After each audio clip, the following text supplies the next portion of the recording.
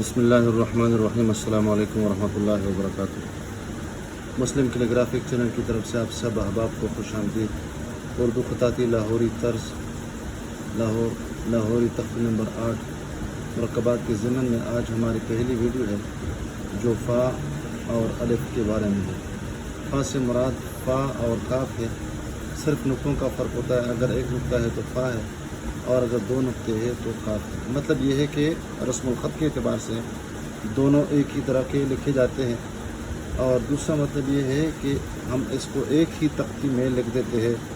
अगर हम फ़ा कह दें तो फ़ा भी इस तरह लिखी जाती है और अगर काफ कह दें तो काफ भी इस तरह लिखी जाती है। अलबत्ता दूसरा फ़र्क इसमें यह है कि अगर फ़ा शुरू में है तो इसकी शक्ल नहीं बदलती है, अगर दरमियान में है, आखिर में है तो इसकी शक्ल बदल जाती है। और इस तरह इसमें एक सुराख नुमा शक्ल और बेज़ानुमा शक्ल इसमें आ जाती है। अगर मुफ़रद में है या शुरू में है तो ये बिल्कुल इसमें सुराख नहीं होता है और इसकी शक्ल जो होती है वो नाशपाती नुमा होती है। अलबत्ता काफ अगर है, शुरू में अगर है तो इसकी शक्ल नहीं बदलती है, दरमियान में है तो शक्ल बदल जाती है और अगर आखिर में है तब भी इसकी शक्ल नहीं बदलती है। और अगर दरमियान में है तो इसकी शक्ल फ़ा की तरह शक्ल बदल जाती है, यानी लंबी तरशनुमा शक्ल है। शुरू में है या आखिर में है तो वह वही नाशपाती नुमा शक्ल इसकी हो जाती है। इसी तरह फ़ा अगर आखिर में है तो इसके साथ इसका जो हौज़नुमा शक्ल है ये इसके साथ रह जाता है और अगर दरमियान में है या शुरू में है तो उसके साथ ये शक्ल भी ख़त्म हो जाती है। काफ अगर शुरू में है या दरमियान में है तो इसके साथ ये वाला यानी गुन्ना नहीं रहता है, अलबत्ता अगर आखिर में है तो इसके साथ ये गुन्ना बाकी रह जाता है। लोकेशन इसकी ये है कि सतरे सानी से नीचे इसको शुरू कर देते हैं और नशिस के लकीर से थोड़ा सा नीचे ये चला जाता है और फिर सतरे अव्वल से तकरीबन सवा कत ऊपर ये मुकम्मल हो जाता है। बाई तौर पर कि ये जो हिस्सा है इसको हम ऐसे एतबार से पूरा कत और जमा के निशान से तकरीबन फिर 1.5 कत ये इसकी शक्ल बन जाती है। और यहाँ पर इसको इससे पहले मुकम्मल कर देते हैं और जब यहाँ पर इसको समेट देते हैं तो यहाँ पर इसको हम कंप्लीट कर देते हैं तो ये नाशपाती नुमा शक्ल इसकी बन जाती है। और ये निचला हिस्सा जो है ये नाखुन नुमा या पला नुमा शक्ल, और इस तरह आप ये देख रहे ये भी एक हाकी नुमा शक्ल इस तरह इसकी बन जाती है। आप यहाँ पर देख रहे ये बिल्कुल आसान है यहाँ अंदरूनी तौर पर। और अलिफ जो है इसमें ये तब्दीली है कि ऊपर नोकीला है यानी बरछानुमा है और नीचे जो है फ़ा के साथ इस तरह मिला हुआ है कि इसकी तमीज़ मुश्किल हो जाती है।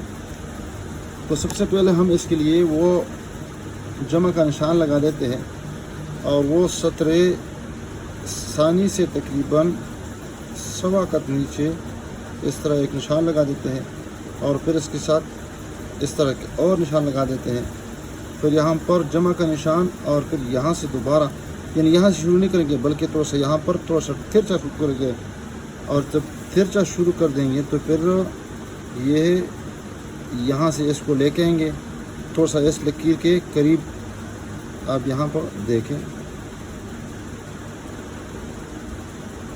अब यहाँ से दूसरा स्टेप ले लेंगे तो यह हमारा स्ट्रोक नंबर पहला हुआ और फिर यहाँ पर जल्दी नहीं मोड़ देंगे और थोड़ा सा ये ऊपर वाला हिस्सा गोल कर देंगे और फिर यहाँ पर इसको नीचे लाने की कोशिश कर देंगे तो ये शक्ल यानी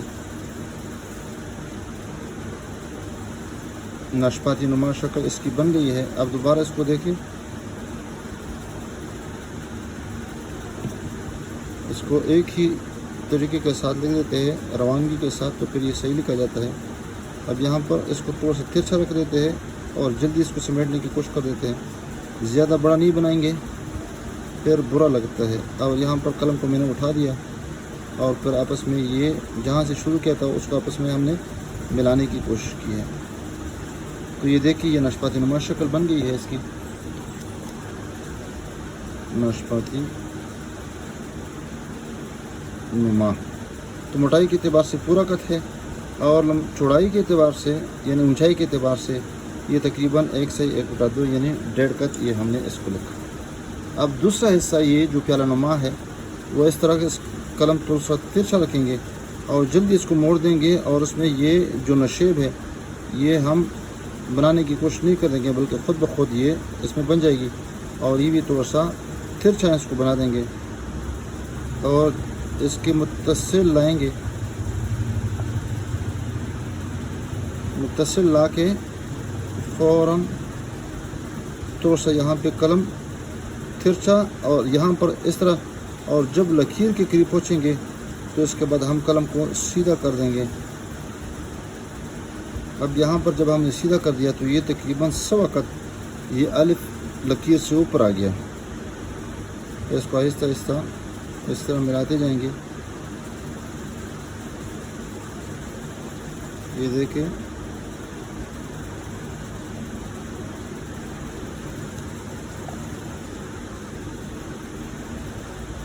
तो हमारा ये स्ट्रोक नंबर यहाँ से हमने शुरू किया था, ये एक था, तो उसके बाद हमने ये दूसरा स्ट्रोक बना दिया, ये दूसरा स्ट्रोक था, इसके बाद ये तीसरा स्ट्रोक, उसके बाद ये चौथा स्ट्रोक, और इसमें हमने लचक का मुजाहरा इस तरह किया कि अंदर की जानिब और फिर अंदर से बाहर की जानिब, और ये हमने बरचानुमा शक्ल बनाई है। ये स्ट्रोक नंबर 1 2 3 4 ये 4 स्ट्रोक है, और इसको आप 5th स्ट्रोक भी आप कह सकते हैं। तो ये नाखुन्नुमा शक्ल है।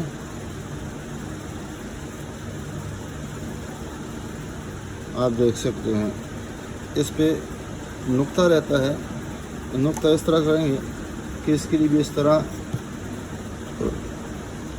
ऊपर एक जमा का निशान लगा देंगे और इस पे नुक्ता लगा देंगे, और अगर काफ इसको ज़ाहिर करे कि ये काफ है तो थोड़ा से यहाँ पे सीध में लाएंगे।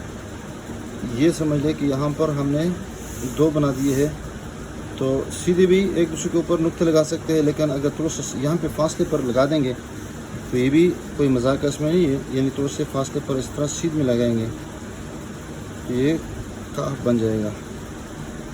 ये आप देख सकते हैं कट पेन के साथ इस तरह बना देंगे, और उस पर हमने ज़्यादा मेहनत कर ली है। आप देखें, ये देखें, ये इस तरह,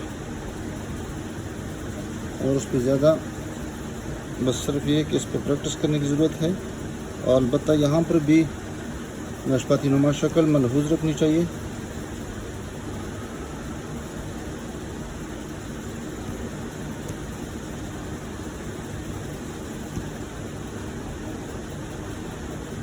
देखिए यहाँ पर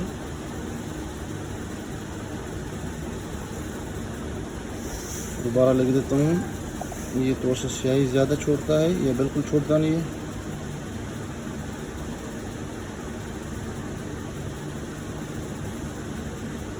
चाहे आप काफ अलिफ का लिख दें या फ़ा अलिफ फ़ा लिख दें, बस नुक्ते का फ़र्क होता है। इसी तरीके पे हम बाल पेन के साथ भी लिखेंगे। आप देखेंगे मार्कर के साथ भी इसी तरीके पे लिखेंगे। आप देखिए यहाँ पे नाशपाती नुमा शक्ल, ये देखिए, और इसको हम जगह जगह पे इसको मोड़ने की कोशिश कर देंगे। देखिए यहाँ पे, और फिर यहाँ पर जब नाशपाती बन जाए तो इसको जगह जगह पे इसको हम मोड़ने की कोशिश कर देंगे। दोबारा देखिए यहाँ पर इसके साथ, और ख़ासकर जब ताज़ा मार्कर ना हो तो इसे लिखना थोड़ा सा दुशार होता है। ये देखें,